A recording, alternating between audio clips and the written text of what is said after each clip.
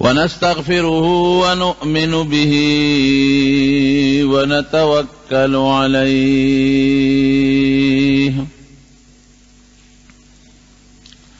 ونعوذ بالله من شرور أنفسنا ومن سيئات أعمالنا.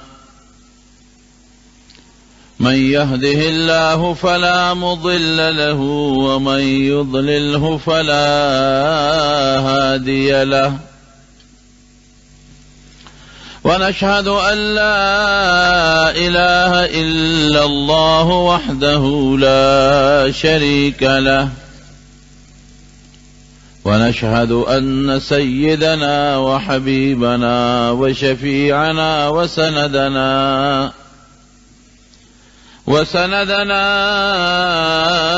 ورحمتنا ومولانا محمدا عبده ورسوله، سيد الأنبياء والمرسلين وخاتم النبيين، وعلى آله وأصحابه وأزواجه أمهات المؤمنين.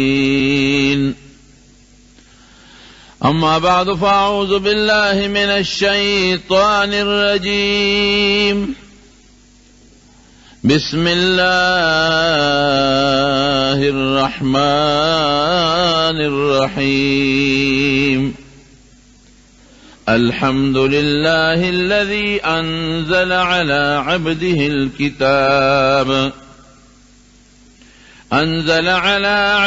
الكتاب ولم يجعل له عوجا، قيما لينذر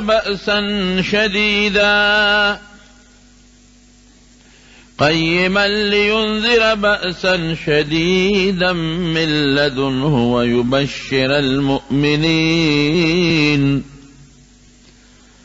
ويبشر المؤمنين الذين يعملون الصالحات أن لهم أجرا حسنا ماكثين فيه أبدا، وينذر الذين قالوا اتخذ الله ولدا ما لهم به من علم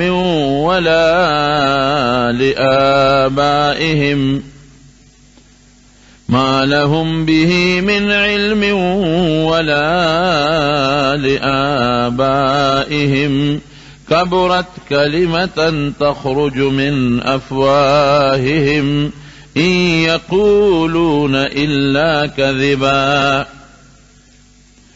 فلعلك باخع نفسك على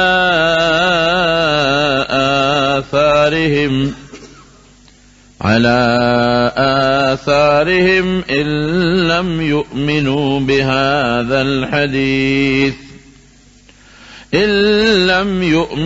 بهذا الحديث أسفا. إنا جعلنا ما على الأرض زينة لها لنبلوهم أيهم أحسن عملا، وإنا لجاعلون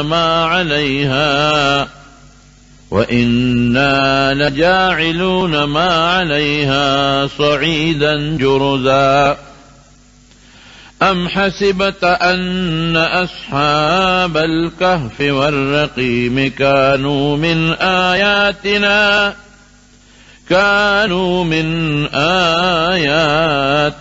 عجبا، إذ أوى الفتية إلى الكهف فقالوا ربنا آتنا من لدنك رحمة وهيئ لنا من أمرنا رشدا. صدق الله العظيم. درود شريف آئے.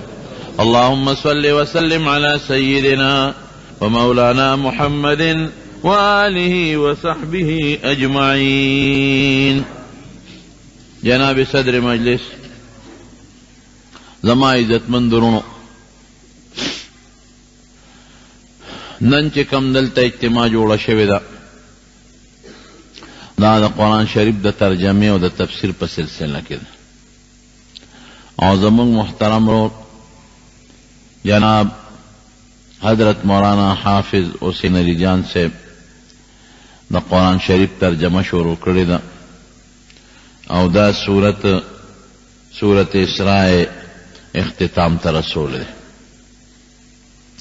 زه قسم دې په دې ډېر خوشحاله یم چې زمونږ د محترم مشر حضرت مولانا احمد علی جان صاحب رحمه الله هغه نوم خدای روک کړی نه دی، دا د خدای فضل.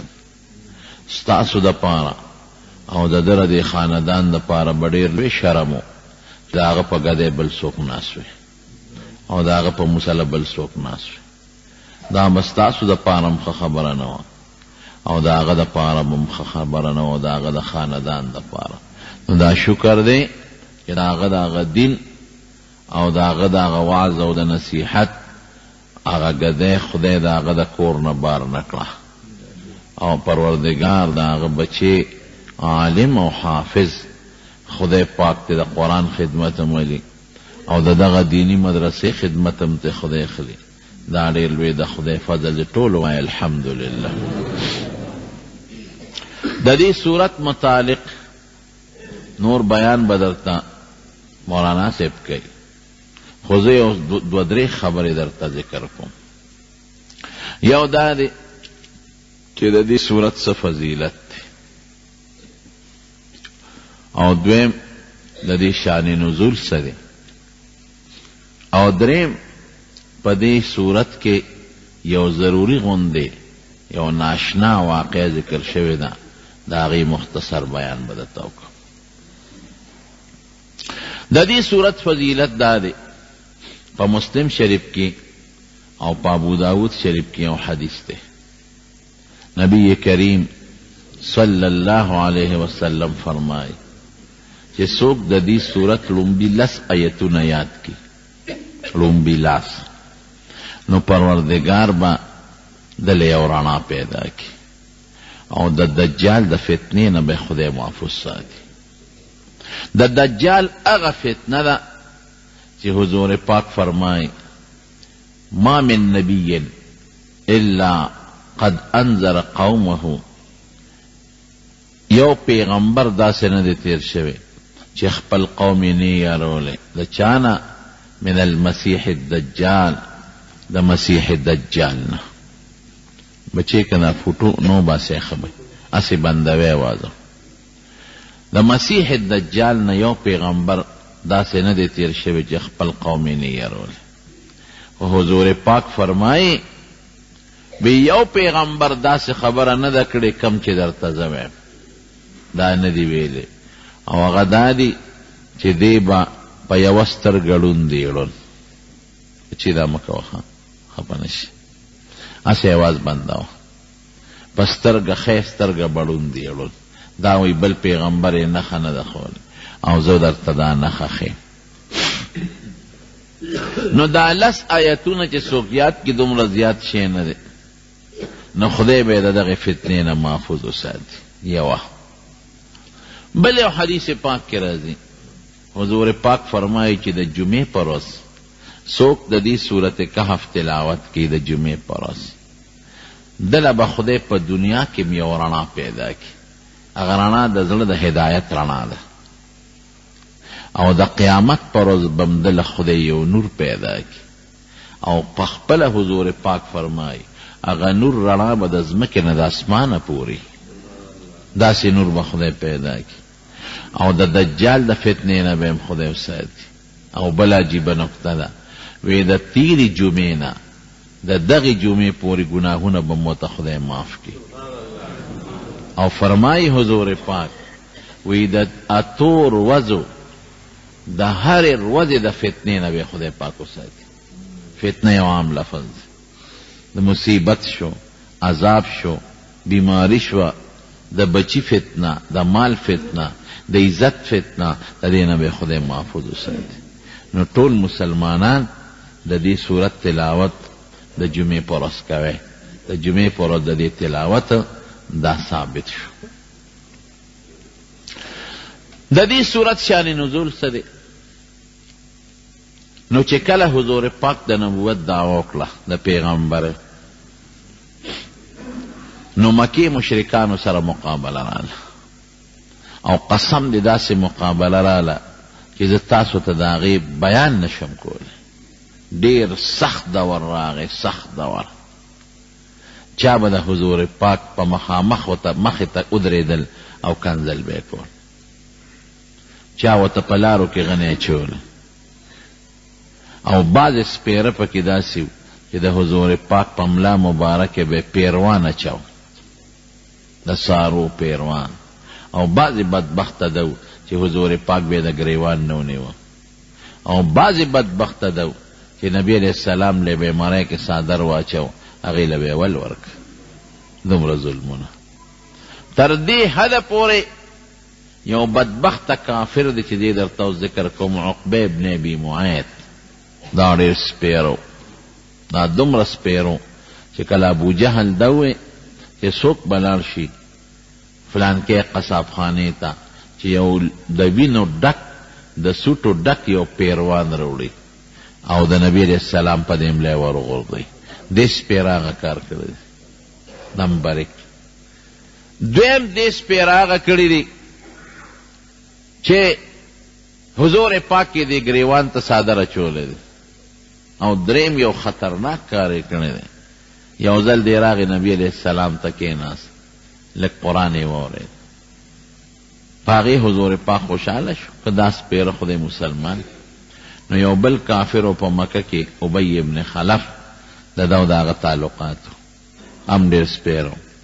نو دې چې هغه له لال اتې خبر شو او ته یې عقبه ته تلې د محمد خبرې دې اورېدلې صلی الله علیه وسلم، هغه سره دې ناسته کړې ده، زباس زما ستا تعلقات ختم، نن نه پس به زما ستا تعلق نی، ماله به نه راځې نه به درځم. وی ګوره زما ستا دوستانه ده، زه خو هسې تللی وم. وی نه باس چې تا د هغه مجلس کې ناسته وکړه او د هغه خبرې دې واورېدې، زما ستا ختم، نن نه پس به ما ستا تعلق ختم. د رضا کو نه رضا کېده، اخره کې وی په یو شرط به د ناراضي کېږم، تعلق به د سره قائموم چې ته لاړ شې د نبي علیه السلام نوم یې واغېست، د هغه په مخ لاړې وتکې، هله به دې پرېږدم. دا سپېره راغلی دی او هغه عمل هم ده کړی د حضور پاک په مخ کې. څومره ګران کار. دغه عقبه دا تکلیفونه صحابه وهل، روانې جګړې جرګې هر څه پکې وشو، ناکام شو کافران. چې ناکام شو دا عقبه بیا خدای مردار که، بدر کې دی گرفتار شو، جمدی ونیوی شو، او نبی کریم صلی الله علیه وسلم خو بدا گزاره کوله. صحابه وی چې دی به مونږ له خدای کم ځای په ګوتو راوړي، مدینې ته په قیدیانو کې بوته لاره کې یو ځای مردار که. نو چې دا معرکې کې دی د مکې کافرو د حضور پاک د مقابلې دپاره یو خبره سوچ کړه. وی یاره داسې کار کو، یو 2 کسه لیږو مدینې ته، د مدینې د یهودیانو نه معلومات کو که رښتونې پیغمبري سره ورسره جګړې کو. د مدینې یهود د کتاب خاوندان دي، هغوی ته پته ده، هلته به ولیږو. نو دا عقبه ولیږه، دا سپېره بدبخت عقبه ابن ابي معیط، او یو بل کافر نضر ابن حارث، دا 2 کسه ولیږل. وی تاسو لاړ شئ او د مدینې د یهودیانو نه تپوس وکئ چې مونږ کې یو هلک د پیغمبرۍ دعوه کړې ده، دا شکل، دا صفت او دا خبرې کوي چې هغوی څه وایي. دې دواړه لاړل مدینې ته. په مدینه کې یهودیانو اوسېدل، هغوی نه تپوس وکړو. هغوی ورته وی د 3 خبرو تپوس ته وکئ، که دا جواب یې ټیک درکه دی به رښتونی پیغمبري. ځکه مونږ کتابونو کې د آخرې زمانې د پیغمبر د دنیا د راتلو چې کومه موده ده، نو هغه هم دا ده. ممکن ده چې د آخرې زمانې پیغمبر راشي، خو هغه دا 3 خبرې بې د پیغمبر نه بل چاته نه دي معلومه. نو که جواب یې درکړ ټیک خو صحیح ده، که درې نه کړ نو دی به دروغجن پیغمبر. هغې چې رالل میټنګ یې راوغوښته، وی دغه رنګې د مدینې یهودیانو 3 سوالونه مونږ ته کړي دي، هغه 3 سوالات مونږ د نه کوو، که جواب یې راکړه دی به رښتونی پیغمبري، که یې را نه کړه دروغجن دی. 3 سوالاتو کې یو سوال دا چې تاسو دنه تپوس وکئ چې یو څو هلکانو چې هغوی د خپل ښار نه تښتېدلي دي او ورک شوي دي، د هغې هلکانو معلومات راکړه چې دا څوک او دا ولې لاړل، دا کم ځای ورک شو، د دې واقع ذکر کا چاته چې اصحاب کهف وایي. دویم یو سړی چې د مشرق نه مغربه پورې په دې علاقه ګرځېدلی دی، دا به څوک وي، دا معلومات دی والی، دا هم ناشنا ده او دا ړومبی هم ناشنا ده. او دریم د روح تپوس ته وکړئ چې روح څه ته وایي. دی وی ډېره ښه ده. کېناستل نبي کریم صلی الله علیه وسلم وی مونږ له د 3 سوالاتو جواب را، که دا دې راکړه مونږ به ومنو ته چې ټیک وی، او که دا دې را نه کړه بیا به ته دروغجن پیغمبر. نبی علیہ السلام ورته سار له به جواب درکړم، ځکه زما جواب خو رضانه نه جوړو، نه خو ما سره څه خط و کتاب شته چې هغې ته ګورم. پیغمبر علیه السلام خو امي و، نه په خط کتاب خو نه پوهېده.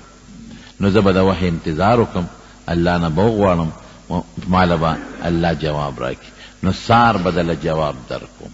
اتفاق ته ګوره حکمتونه پکې وي، د الله پارشي کې حکمتي د نبی علیہ السلام انشاءالله لفظ یې شو، دیو نه وي چې سار له به جواب درکم انشاءالله، دا انشاءالله ونه وي چې وی نه وي پې الله خفه شو، جواب لیټ شو. دوی سار له رالل، نبي هم ما ته لا اطلاع نه ده راغلې، رښتیا خبرې کوم دروغ نه. بله ورځ هم رانله، 15 ورځې وحی لیټ شو. حضور پاک هم پریشانه دی، صحابه هم پریشانه دي، او د مکې کافران شپیلي وایي او لوگ به کوي او ټپار کوي چې اوس به پته ولګي. 15 ورځې پس وحی راغله، ولا تقولن لشیء انی فاعل ذلک غدا الا ان یشاء الله. ولې چې یو کار وی سار له به کوم انشاءالله به ورسره خامخا وي، په دې زه خفه یم. دا به نه وی چې دا به زه جواب در کوم، وی چې خدای وغواړي زه به جواب در کوم.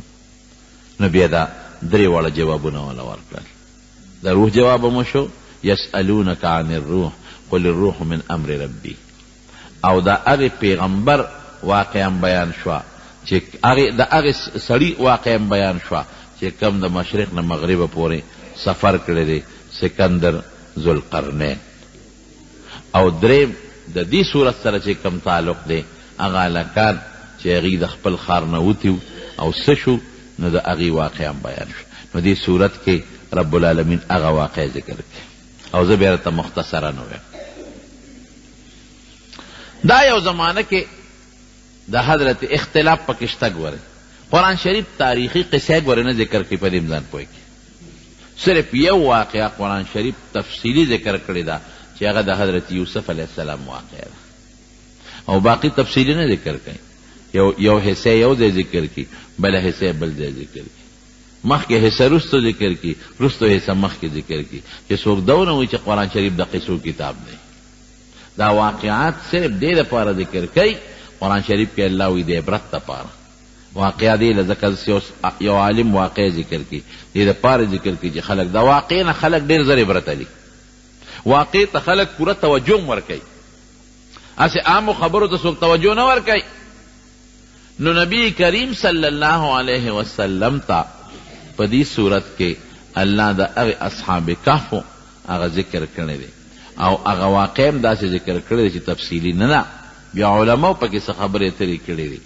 دا خلک دا وڅوک دا کم ځای پیدا شوي دي، او دا اصحاب کهف دا بیا کم خواته دي او کم ځای کې رک شوي دي، او د دې مقصد څه دا یو واقع ده.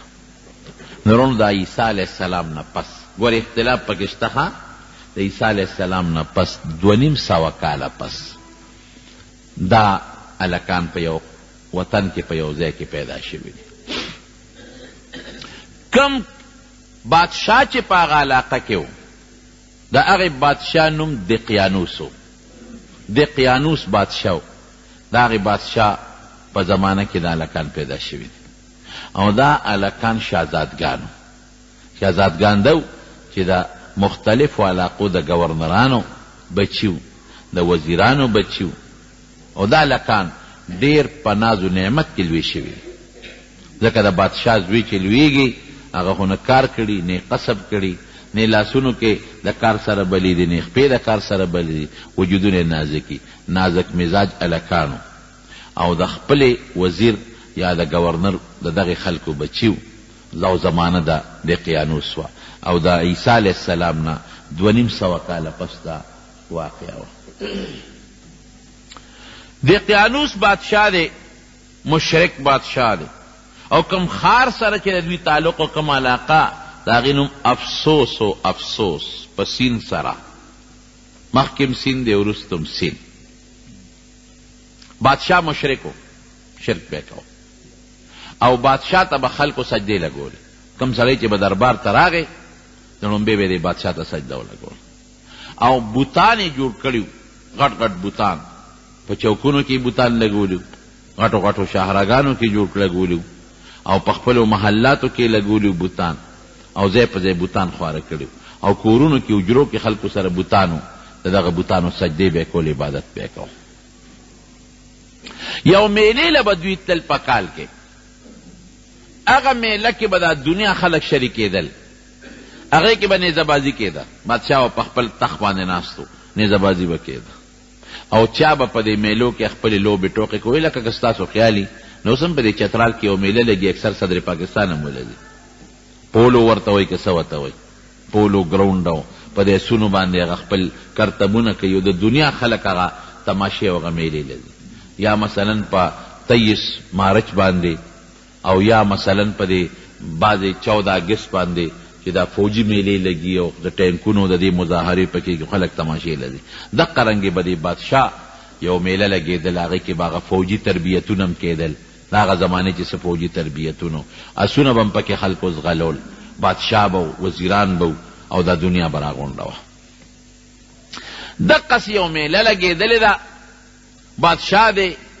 دقیانوس وزیران دی لګیا دي خلک خپل کرتبونه کوي بوتان لګېدلي دي بوتانو ته سجدیم کېږي بادشاه ناست تخ لګېدلی دی اتفاق ته ګوره چې ته د یو اونې نه یا د یو چت نه یو پیشو را ټوپ کړی پیشو چې څنګه را ټوپ کړي پیشو د بادشاه د خوا سره پرېوت خو دې بادشاه دام دعوه کړې وه چې ګوره یو خدای زه مېمه د خدایه دعوه هم کړې ده او خلکو له خپل بوتان هم ورکړي دي خپلې ډانچې چې دا په کور کې کېدی او زما دې بوتانو ته سجدې لګوئ چې څنګه پیشو را پروتې ده او پیشو ټس کړی دی نو چې د بره نه یو شی را پرېږدي نو خلک خامخا ویرېږي چې څنګه را پرېوت بادشاه فورا ټوپ کړلی او غوبل شو چې دا څه چلو شو کله یو خوا منډه وی کله بل خوا منډه وی ملګرو لاس نه ونیو چې صاحب څه خبره نشته پیشو د بره نه را پرېوت دې هلکانو په اړه کې سوچ وکړه چې که دا خدای وي نو دا دومره یره به پرې نه راتله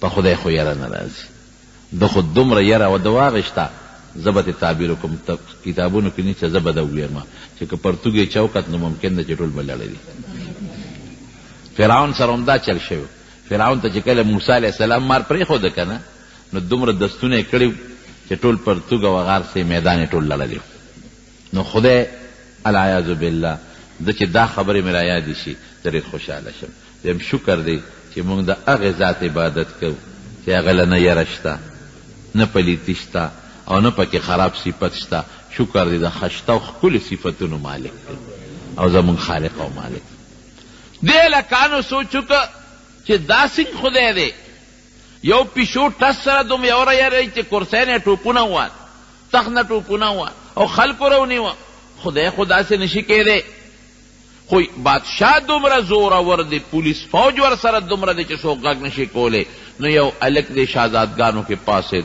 یو غاړه کې کېناست او په دې سوچ کې پرېوته چې دا موږ په کومو کندو کې پراته یو دا خو خدای نه دی دا اسمان چا پیدا کړی دی د پلار چا پیدا کړی دی د نیکه چا پیدا کړی دی انقلاب راغی په ذهن کې یاد وساتئ ورونو خدای پاک د موږ دا دین او د اسلام دا فطري دین دی فطري دین فطرت نبی کریم صلی اللہ علیہ وسلم فرمائی ما من مولود الا یولد علی الفطرت، یو معشوم داسی نشته چې هغه فطرت اسلامی باندې نه پیدا. د هر چا په زړه کې خدای ایمان او اسلام اچولی دی، خو دا خو مونږ د پلار مور عبادت ته وګورو نو هغه فطري طور اسلام ته راشو. یهودیان د خپل مور پلار عبادت خانو ته ګوري او د هغوی عبادت ته نو اخوی درمایل شي. عیسایان د خپل پلار مور عبادت ته ګوري یا خپلو سکولونو کې مدرسو کې سبق وایي اخوا مایل شي. که یو انسان په داسې ځای کې لوی شو چې د یو مذهب هم نی لیدلی، نه اسلام نه عیسایت نه یهودیت، دی به مسلمان لویږي. په دې اطرافو کې د خدای د قدرت او د وحدانیت نښې دي. وفي انفسکم افلا تبصرون، د انسان په دې وجود کې داسې نښې داسې نښانې دي که دی ورته سوچو کې دی به دا ومني چې دا ما دا وجود په خپله نه دی پیدا، دی له یو پیدا کوونکي شته. دی لږ زړه کې انقلاب راغی، پوه شو چې خدای خو دی نه دی بل ذات دی، داسې یو ذات دی چې د اسمانونه او د ځمکې او د کائنات پیدا کړي او دا ستوري پیدا کړي دي، دا هر څه خود به خود نه پیدا کېږي او دا خدای سره شریک نشته. بله لک راغی ام لاړ هغه سره کېناست، بله لک راغی بله لک راغی. دا یو څو هلکان اته نهه لس یولس هر څومره چې دي دا هلکان شهزادګان ښکلي نوجوانان رالل یو بل سره کېناستل او په دې سوچ کې دي زړه کې یو انقلاب پروت دی چې ناست دي دا یو د بل نه تپوس کوي هلکه هغه میله دې پرېښوده ته څنګه دلته راغلی؟ ابل وی نو ته څنګه راغلی؟ ابل وی ته څنګه راغلی؟ هلته میله ده، لوبې دي، منډې دي، ترړې دي او جادوګران لګیا دي، جادو کرتبونه کوي او قسم قسم نخرې کېږي. یو وی چې زه خو به الویم خو که زما خبره پټه ساتې، وعده کوې؟ وی بلکل مونږ به پټه وساتو. وایه وی زما زړه کې خدا رالل چې دا د قیانوس خدای نه دی، الله واحد لا شریک وحده لا شریک له، یو ذات دی چې د دې ټولو کائناتو مالک دی. او لکه مې دا راغلی چې دا بوتان خو مونږ په خپلو لاسو تراشل او جوړ هم کړل، دې ته مونږ عبادت کوو. نو زه خو په دې سوچ کې شوم درازان له شوم. ابلوی قسم دې زمام دا سوچ دی، ابلوی قسم دې زمام دا سوچ دی، ابلوی قسم دې زمام دا سوچ دی. خالقه بس ټیک ته زمونږ دا سوچ دی. اوس دا سوچ مخلوق ته رسول غواړي، خو ګورې خفیه طریقې سره دې نه به څوک خبره ونه. ولې که بادشاه خبر شو، سرکاری مذهب بت پرستی ده، که بادشاه خبر شو یا زمونږ پلاران خبر شو یا مشران خبر شو سزا به راله راکړي. پټ پټ به داسې دا شیخ وروسه مشوره سلا به کوو، خو خبره پټه کم دی پاتې کېږي. بادشاه ته اطلاع ورسېدل چې دغه رنګې یو څو هلکان دي چې خو ستا سرکاري مذهب نه مني او نه تا ته خدای وایي، هغې خو بل خدای مني. بادشاه فوراً دوی ځان ته ودرول او راوستل. چې راوستل دربار کې حاضر کړل، بادشاه ته تپوس وکړ تاسو متعلق څه خبرې رسېدلې دي، څه مسله ده؟ نو حق نه پټېږي، فوراً د دوی د خولې نه ووتل. قرآن شریف کې په دې صورت کې رب العالمین رستو فرمای، الله تعالی رستو په خپله په دې کې ذکر کوي، په خپله فرمای څه وایي؟ اذ قاموا فقالوا ربنا رب السماوات والارض، رب زمون رب د اسمانونو د ځمکې دی. لن ندعو من دونه الها لقد قلنا اذا شططا، د الله نه ما سوا بل خدای نه منو، او که بل خدای مو د الله نه علاوه ومنو خدا خو مونږ ډېره خطرناکه او د جرم خبره کړي. او دا خبره خو درسته شوه، تاسو خو دا یو نظریه ده او یو عقیدم ده، داسې م چېرته پرېږدم. میټینګ شروع شو چې څه ورسره وکړو. پلاران چې کوم وو هغې وغوښتل وی ستاسو بچي خو دا عقیده لري څه ورسره وکړو؟ هغه ویرېدل. وی بادشاه سلامت چې ستا خدای نه مني او ستا مذهب نه مني، زمونږ بچي دي مونږ ته دستبردار چې څه ورسره کوې ورسره یې وکړه. بعضې خلکو وی چې نه صبر ورته وکړه. چا وی صاحب مړې که میټینګونه کېدل، بادشاه وی نه یو چل کوم، دوی له بله غوندې مهلت ورکړو. که دوی خپل زوړ دین ته واپس شو خو ډېره ښه ده، او که خپل زوړ دین ته واپس نه شو نو بیا داسې سزا به ورکوم چې د عبرت سزا به داسې سزا به مې چاله هم نه ورکړې. وی ځای بچې تاسو هلکان یې ناپویه یې، تجربه نشته، بې تجربه یې، ځای لړ شئ، سوچ وکئ، مشوره وکئ. تاسو له 2 ورځې پورې مهلت، که خپل زوړ دین ته واپس شوې ښه پخه ګنې بیا به در سره ګورم، سرمنې به مو باسم پرېږدم نه. تاسو له مهلت درکوم. اوس که سمدستي موجنم خلک به ظلم یې ورسره وکړو. هلکان هغه نه پوهېدل، دې مشر و دې خو پوهېده مهلت درکوم. دې ویې ډېره ښه ده چې دې بار څنګه راووتل، یو بل سره مشوره کوي چې دې ظالم بادشاه نه موږ څنګه اوس بچ کېږي. د ده د یارې نه خو زمونږ پلارانو هم انکار وکړ، نور خلکو ته به موږ څنګه دین ورسو، څه به کوو اوس. ګوره نیازبین هم و که نه، کوم چې نیازبین لوی خو نه سفر کولی شي نه خدمت کولی شي. یو بل سره دا مشوره وکړه چې د کوره به لږې پیسې راوالو او چېرته بار به وځو. د ده د بادشاه نه به چېرته ځان بار وباسو. به دا بادشاهي نه صحیح که نه، بل دی صحیح. هغه خو به داسې بادشاهي نه وي لکه زمونږ د پاکستان چې ده، هغه خو به داسې بادشاهي وي لکه چارسدې چې ده یا د پېښور وه. نو چارسدې نه خو سړی مردان ته تلی شو، پنډۍ ته هم تلی شو، پیاده منډې چې والي لاور او کراچۍ ته هم تلی شو. ډېره ښه ده. کورون نه پیسې راواغېستې، چې پیسې راواغېستې یو لږه لږه صدقه وکړه او رالل یو غار دی د دې د کلي نه بار د کلي په خوا کې، هغې غار ته ورننوتل. چې دې غار ته به ننوځو ځکه که بار ممکن او مشورې میټینګونه کوو نو د بادشاه کارندګان او دا پولیس او دا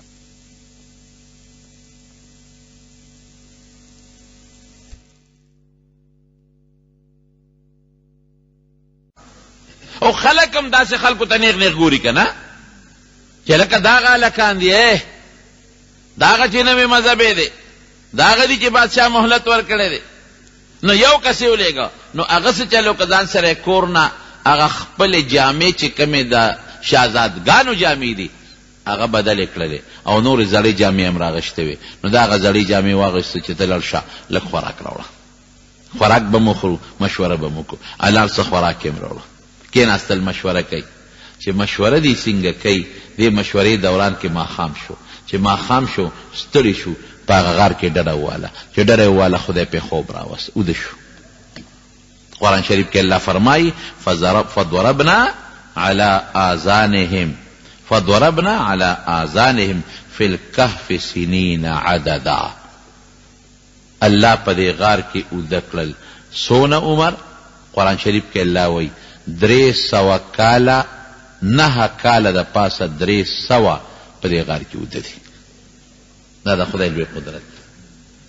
300 او 9 کاله په دې غار کې دا اوده دي. او قرآن شریف کې الله فرمایي داسې الله اوده کړل چې په ډډه الله اړی راړی، خوب کې چې سړی په ډډه څنګه اوړي چې وجودونه ونه لګي خراب نشي.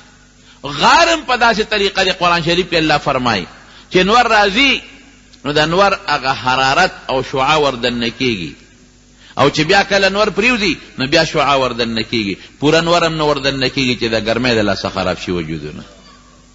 او داسې هم نه ده چې نور پرې نه لګي چې د یخنۍ نه وجودونه وپړسېږي. څه ورته وایي دا بوږه بوږه شي د یخنۍ د وجې نه، دا سرمن څه ورته تاسو وایئ داسې دغه غوندې شي، بوږه بوږه شي وپړسېږي چې داسې اوبړی شي، د هغې نه هم خدای پاک ساتي. وده دې دوی دقیانوس بادشاه فوراً چې هغه ټیم تیر شو د هلکان پیدا نه شو، هغه فوراً په اطلاع وکړه چې د هلکان راولئ ګرځئ. لګیا دي خلک، څوک یو خوا ګرځي څوک بل خوا ګرځي، او قدرت الهي ته ګوره. غار عجیبه غار دی. قرآن شریف کې رب العالمین په خپله وایي دا غار په داسې کیفیت دی چې سړی پکې ورننوځي خولې تنګه ده، نو دننه بیا یو طرف ته فراخه شوی دی، پته نه لګي. خلک یریږي له داسې غار نه چې دې غار ته څنګه ورننوځو. ګرځي خلک یو خوا بل خوا یو خوا بل خوا، چکرې لګي د دوی پته نه لګي. دقیانوس بادشاه یو تخته ولیکله، په هغې د دوی نومونه ولیکل او هغه سنبال کړ او اعلان یې وکړ چې دا کسان دي دا باغیان دي زمانه تښتېدلي دي. هغه چې موږ ورته څه وایو اشتهاري مجرمان. هغه اشتهار چې اوس په اخباراتو کې اشتهار ورکوي او د ده متعلق غټ اشتهار جاری کو او هغه تختې راواغېسته، هغه په خپله د چې کوم خاص محافظ خانه وه هغې کې لکه اوس هم یو فایل دي که نه، هغه فایل قاضي جج مشر جج سپریم کورټ والا ځان سره محفوظ کړي، لکه دا شی بس فایل کا دا به پروتي به وخت ضرورت په پکار راځي. هغه تخته باندې نومونه لیکلي دي، د دوی پوره حالات یې لیکلي دي، د پلار نومونه ولیکل او تاریخ یې ولیکه چې په دې تاریخ په دوی سزای موت فیصله وشوه او دوی نشته وتښتېدل، دا اشتهاري مجرمان دي او چې چا م راوستل هغوی له به دومره انعام میلاویږي او دا به موږ پالیسي کوو. تخته کفایل ځان سره سنبال کېښو. دوی خو لاړل غار ته ودرېدي، ګرځي ورپسې ګرځي پته نه لګي. آخر کې څوک رالل دې غار ته چې ویې کتل دا پکې ودرېدي، فوراً لاړل بادشاه ته اطلاع ورکړه، صاحب راشه الله سړي مې پیدا کړل. کم ځای دي؟ یو غار دی، خو صاحب غلی به ورځو ګوري اوده پراته دي چې ویښ نه شي ونه تښتي. چې بادشاه سنګ راغی او سړی غار ته ور دننه کړ، وایي چې غار کې خو سړي اوده پراته دي، سپی ورسره لا بیل دي، کلبهم باسط ذراعیه بالوسید. دوی چې کله تلل نو سپی ورپسې دی، نو سپی شړي هغې ورپسې دی، سپی شړي او ورپسې دی. سپی ورته وایي چې تاسو د خدای نه یریږئ. سپی ورته ګویا شو د خدای نه یریږئ، زما در سره مینه ده او تاسو ما شړئ. حیوانات به جنت ته نه ځي، لیکن د اصحاب کهف سپی به هم جنت ته ځي. سګې اصحاب کهف دا به هم جنت ته ځي. ولې؟ د صالحینو نیکانو سره محبت یې ساتلی دی. دیو جن علماء سره صالحینو سره محبت او مینه دا د برکت نښه ده. رونو ګورئ، په مال به اعتماد نه کې، ذهن کې واچوه، مال غادن ورایح تلو راتلو والا شی. په بچو به هېڅ اعتماد نه ساتې. نن دې بچي دي خو چې پیدا کې والا، او که د ګټې وټې ته لږ پرېوتې که نه، به اعتماد به پرې نه ساتې. په قوم به اعتماد نه ساتې. اعتماد به په چا ساتې؟ د الله رسول مینه باندې. په چا به ساتې؟ الله رسول مینه، دا بر جنت ته رسئ. علماء سره محبت مینه، دا بر جنت ته رسئ. صالحینو سره محبت مینه، دا بر جنت ته رسئ. سپی دې ولې نه؟ بادشاه چې راغی ویې کتل، هلکه اوده دي، راویښی ګرفتار کړ. بادشاه ویل نه، ویښه وایم دې سره داسې سزا ورکوم چې داسې سزا به مې چا له نه ورکړې. ځان له پخپله جیل خوښ کړی دی. نو چې کوم جیل یې ځان له خوښ کړی دی، نو زه خو بیا جیل کې اچوم، دا ولې ټیک دی. شا به یې راوړی ګټې او د غار دا خلور پسې مکمل بنده کې. همدې کې نه خوراک به میلاویږي، نه بس اوبه میلاویږي، نه به هوا ور باندې لګي، نه به تو ور باندې لګي، همدې کې دننه به مړه شي. عجیبه سزا تجویز کړه. ګوره دا مقلب القلوب، زړه بدلونکی څوک دی؟ الله. داسې ده که نه؟ نبی کریم صلی الله علیه وسلم چې به سوال کو نو فرمایل اللهم یا مصرف القلوب، اے زړونو اړوونکیا، صرف قلوبنا علی طاعتک، یا مقلب القلوب قلب قلوبنا الى طاعتک. خدای زموږ زړونه ستا تابعدارۍ ته ورواړه. اوس د هغه زړه کې خدای دا واچو، ګنې وجلی م شو، رابېښولی م شو، سوځولی م شو، هر قسم یې کولی شو. الله زړه کې وله دا سزا تجویز کړه، ځکه د هغې سزا کې د هغې فایده وه. نو دا سزا یې وله پړه کې تجویز کړه چې راویښومه، به دیوال ورته ووه. خلکو ډېر مخالفت وکړه. بادشاه ویې نه ځان له چې کوم جیل خوښ کوم دا وله ټیک دی، همدقه جیل کې دا وله ورکوم. ډېره ښه ده. دیوال یې ورته د مضبوطو غټو غټو تیږو خیجو، مضبوط یې وتپو، خیر و خلاص.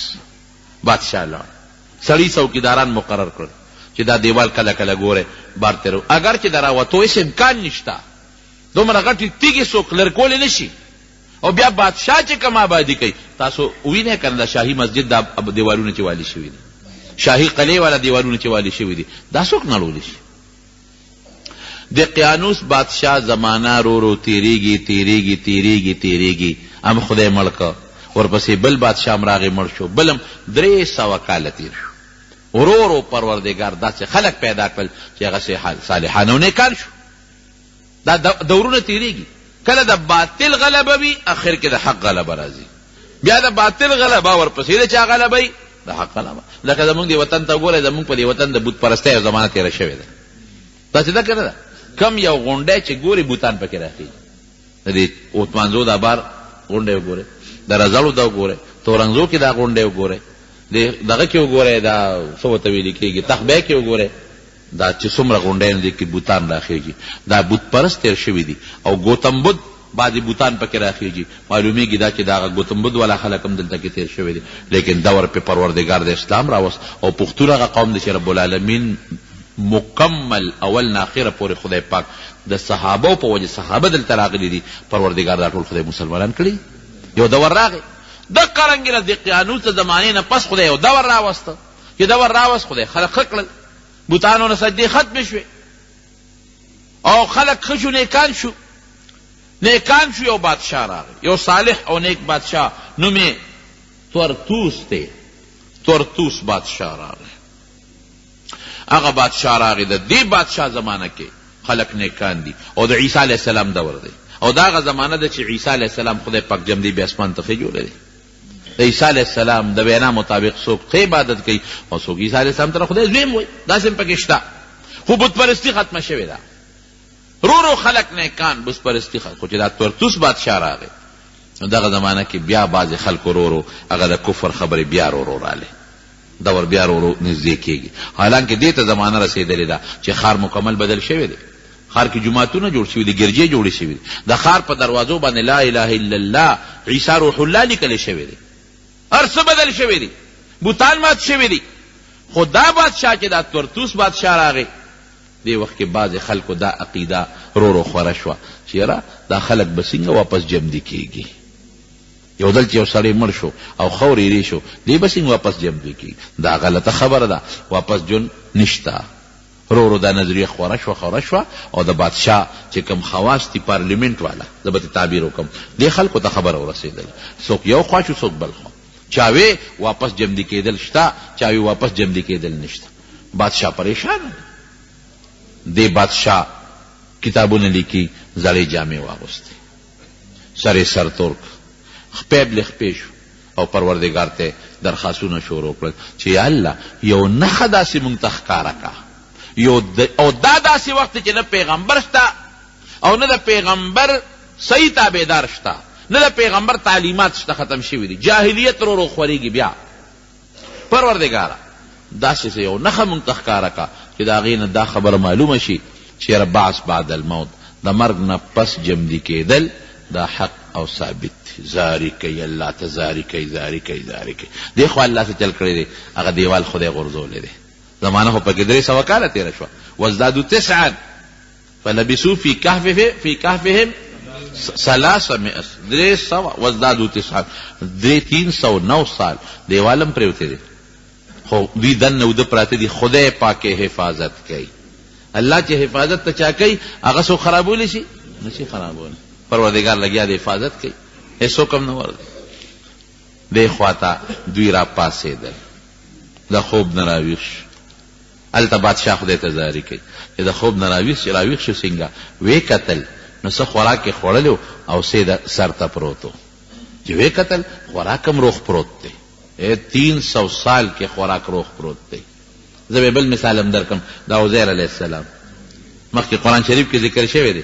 عزیر علیه السلام په لاره تېرېده او داسې روان ویجال ښار پروت و، وی انا یحیی الله هذا بعد موتها، دا به خدای څنګه جمدي کړي. فاماته الله 100 عام، 100 کاله عزیر علیه السلام خدای پاک ساتې وویستله. او ورسره د انګورو اوبه، د انګورو اوبه ډېر زر څښا کېږي. انځر دي، انځر په میوو کې ډېره زر څښا کېږي. 100 کاله پس چې سترګې وغړولې د انګورو اوبه هم تازه دي. وانظر الى طعامك وشرابك لم يتسنى، قرآن شریف کې الله وایي هغه خوراک چې زر څښا کېږي چې انځر دي هغسې محفوظ دي، هغه د انګورو اوبه چې ډېر زر څښا کېږي هغه مقسې محفوظ پراته. دا هر څه خو د الله په اختیار کې دي که نه. دا څښاوالې ولې راځي؟ د جراثیمو د ذریعې نه او د آب و هوا د ذریعې نه او د حرارت او د برودت د وجې نه، او دا هر څه د چا په لاس کې دي؟ د الله په لاس کې دي. جنت کې یو شی هم نه څښا کېږي. زه کله کله یو مثال ورکوم. زیم دا ماشوم د مور په ګېډه کې دننه په څومره ګندګۍ کې پروت دی او په اوبو کې ډوب پروت دی، په اوبو کې ډوبه، لیکن دا ماشوم نه څښا کېږي. عقل خو چې څښا دي شي. او مخصوص ټمپریچر دا د مور په دې ګېډه که ته وایې چې دا څنګه په دې څنګه دی پوهیږم، د مور په ګېډه کې د ماشوم پروت دی، هغه مخصوص ټمپریچر غواړي. په ژمي کې متعله هغه ټمپریچر رسوي، اوړي کې هم ورته رسوي. چا داسې وکړل چې اورېږه په اوړي کې به د ماشوم د مور د خېټې ته به بوزې وو، هسې نه دننه ماشوم مړ نه شي، حرارت زیات نه شي. او په ژمي کې به د خېټې ته هیټر ایږدو، هسې نه یخني پې زیاته شي، ماشوم مړ نه شي.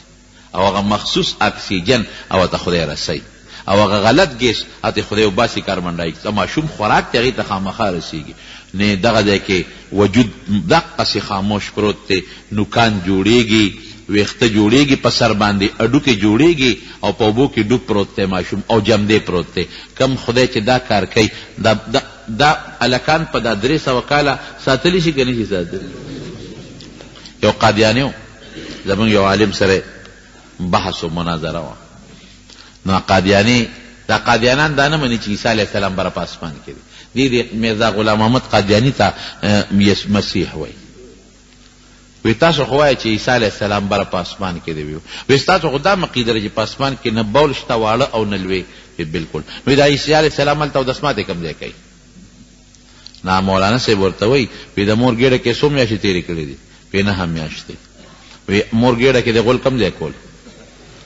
هغه کموډو خایه که نه چې کم ځای پې ته ناست وی او واړه بول چې د کول هغه ځای راته وښایه. شابه ډېران وښایه چې د مور ګېډه کې دې پکې متیازې کولې. وی الله راله بندوبست کړی نو د خبیث بچی چې تاله دلته بندوبست کولی شي هغه هلته نشي کولی. دا اسباب د چا په لاس کې دي؟ اور یو سبب د سوځېدو دی، دا خو منې که نه؟ لیکن ابراهیم علیه السلام چې ورپرې وسوځوي نه. اوبه د غر کېدو سبب دی، لیکن موسی علیه السلام سره خپل قوم په خدای پاک راپورې باسه که نه؟ دا موږ ته الله مثالونه ښیي. جناب نو دی یو چې راویښ شو خوراک هم پروت دی. دا یو ورته وایي چې لکه څونه ټیم به زمونږ د خوب شوي، رو خبرې کوه، بر څوک ونري د قیانوس دی. څونه یره ممکن ده چې یو شپه به مونږ خوب کړي، یو شپه به اول ورته وایي یره الله اعلم، الله ته پته ده چې څومره ټیم به.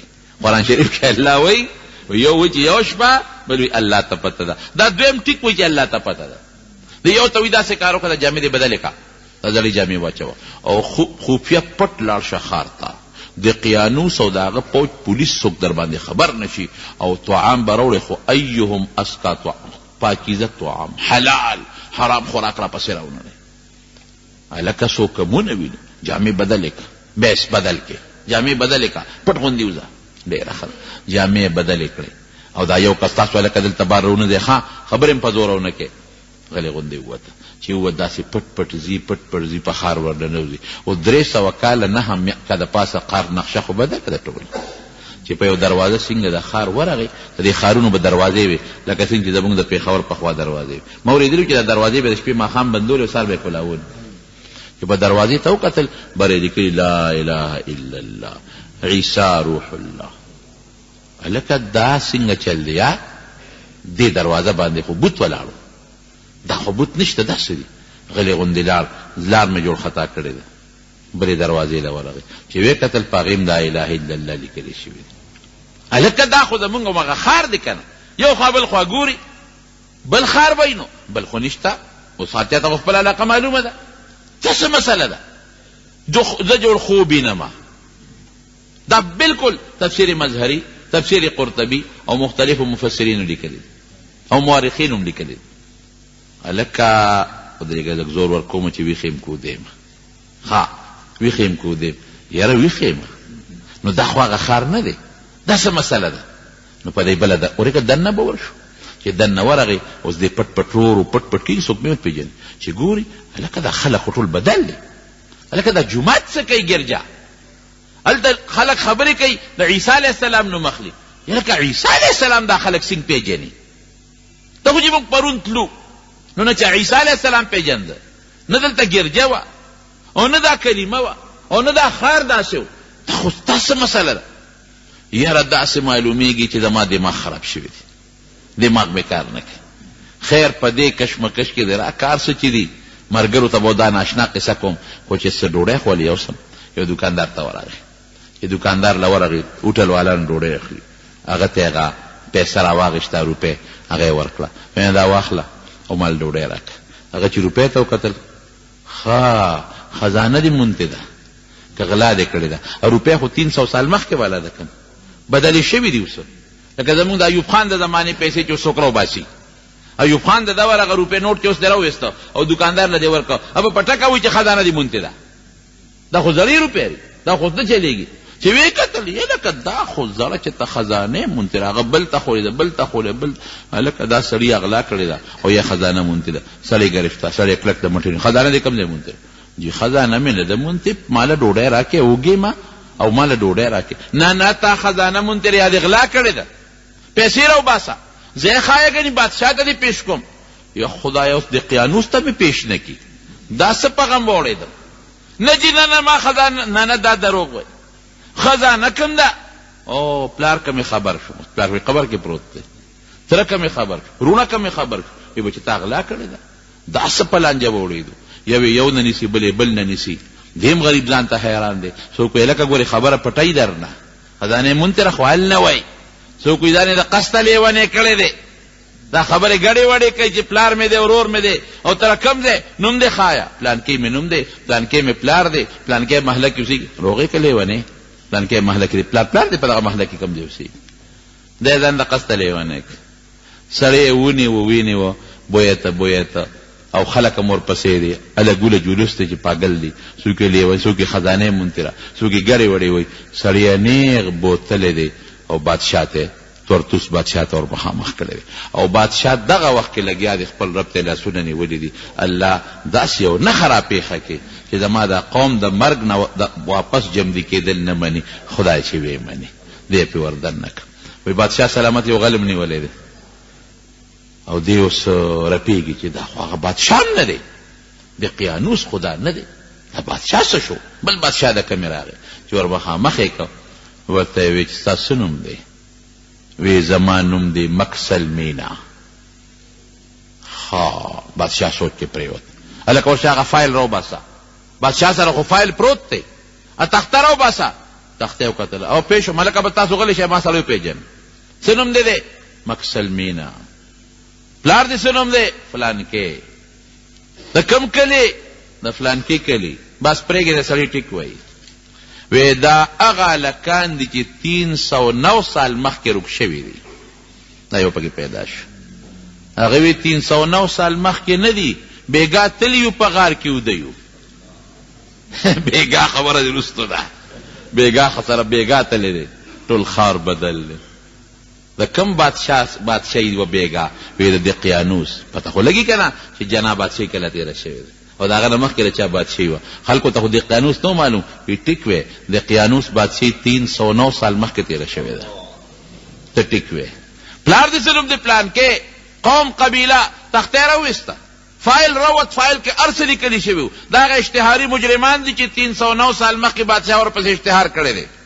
خزانه کې هر څه لیکلي دي. وروره ټیک وی کېنه. بادشاه نه ولې تختې دی؟ دقیانوس نه. هغه مشرک و، بوتانو عبادت یې کو. وی الحمدلله اوس داسې بادشاه له راغلی چې الله یو منو، عیسی علیه السلام د خدای پیغمبر منو. سړی مطمئن شو. دې سوچ کې دی اوهو 309 سال مونږ خوب کړی دی. بادشاه قوم ته وی راځئ اوس ما د خدای نه غوښتې وه، پروردګار راته وښوله. دا خلک الله وده ساتلي دي 309 سال او خدای پاک واپس روح کړل. دقه رنګې به پروردګار مونږ مړه کي او د قیامت پر ورځ به خدای پاک راوچت کي. د مکې مشرکانو به دام وي. نبی علیه السلام له یو کافر راغی او یې داسې دغه یې راواغېسته زوړه ډوکې او په دې ګوتو یې داسې ورجو. وی ته څه وایې چې دا به واپس جمدي کېږي؟ نبی علیه السلام ورته وی او دا به واپس جمدي کېږي. اذا كنا عظاما وترابا أئنا لفي خلق جديد او اباؤنا الاولون. دا به واپس جمدي کېږي؟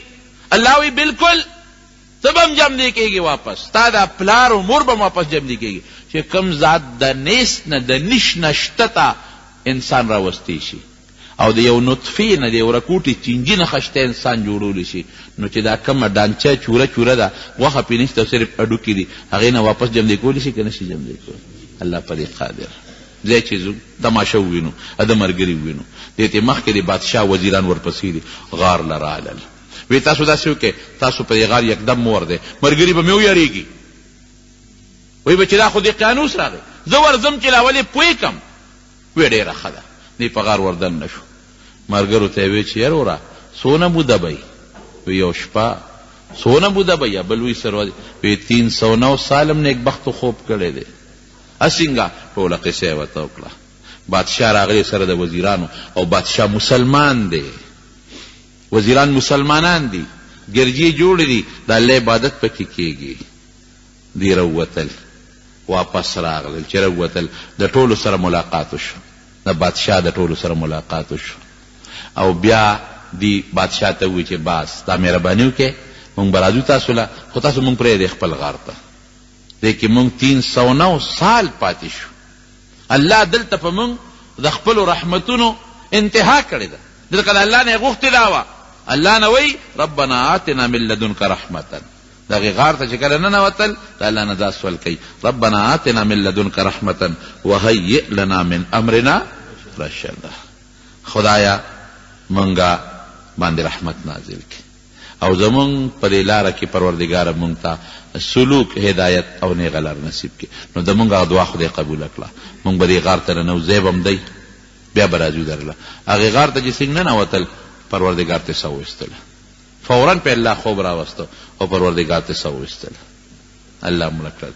چې بادشاه سره د کارنده تاسو ورشئ سړي خو رانوتل سړي پراته دي مړه پراته دي نو بادشاه هلته بیا جومات جوړ کړی دی په هغه ځای باندې جومات یې جوړ کړی دی اوس دا غار کوم ځای کې دی نو دا علماء پکې لوی اختلاف دی الله خو یقین پته نه لګي الله ته پته لګي څوک وایي چې پروم کې یو غار دی پروم کې او هغې کې یو غار دی تفسیر قرطبي لیکلی دی په هغې کې د 21 سړو ډانچې پرتې دي تفسیر قرطبي لیکلی دی او دا امام قرطبي دا د غرناطې ښار سره تعلق لري اندلس کې غرناطې یو ښار دی دا تفسیر امام قرطبي د هغې کلي سره تعلق لري نو دی پخپله لیکي چې ما پخپله لیدلی دي چې د 21 کسانو لاشونه پراته دي څنګه لاشونه داسې ډانچه چې د غوښې هډوکي د ټولو سره یو شانتي وي هم غوښه شته هم هډوکي شته او بعضې داسې ډانچې دي چې غوښه پې نشته او صرف هډوکي دي خو دې یقین نه کوي وی اسپتن لګي چې دا څوک دی غارم شته د جومات آثارم شته ممکن ده چې دا هغه کسان وي نور حقیقت نه رب العالمین خبر دی حضرت ابن عباس رضی الله عنه وی چې زه د حضرت معاویه رضی الله عنه سره یو جهاد له لاړم وی چې لاړم نو خلکو چې دلته کې یو غار دی او په هغې کې اصحاب کهف دي نو حضرت معاویه صاحب وی چې وردن کېږو چې تماشې وکړو چې څنګه دي وی ما ورته ووی چې نه ما وردن کېږه ځکه قرآن شریف کې رب العالمین فرمایي الله قرآن شریف کې فرمایي چې وتحسبهم ایقاظا وهم رقود ته پې ګمان به دا کوې چې دا ویښ دي داسې پراته دي او د وده دي ونقلبهم ذات اليمين وذات الشمال ویزې ښي او ګس طرف ته اړوم راړوم وکلبهم باسط ذراعیه بالوسید او سپی د غار په درشل باندې څنګلې خورې کړي دي پروت دی لو اطلعت عليهم لوليت منهم فرارا ولملئت منهم رعبا که ورلې کنه نو د یارې نه به د زړه ډک شي به پتې راوتښتې نو الله قرآن شریف کې داسې وی نو مه ور نشي ورتلی که ورلې روب به در باندې راشي حضرت معاویه صاحب نه ابن عباس خامخا څوک وردن نه کوم چې پته ولګي نو یو څو کسان یې وردن نه کړل نو چې وردن نه کړل نو خدای یو سیلی راوسته داسې سیلی په دې غار کې دننه راله چې دې ته واپس راووتل راوتښتېدل دا د ابن عباس رضی الله عنه رایه ده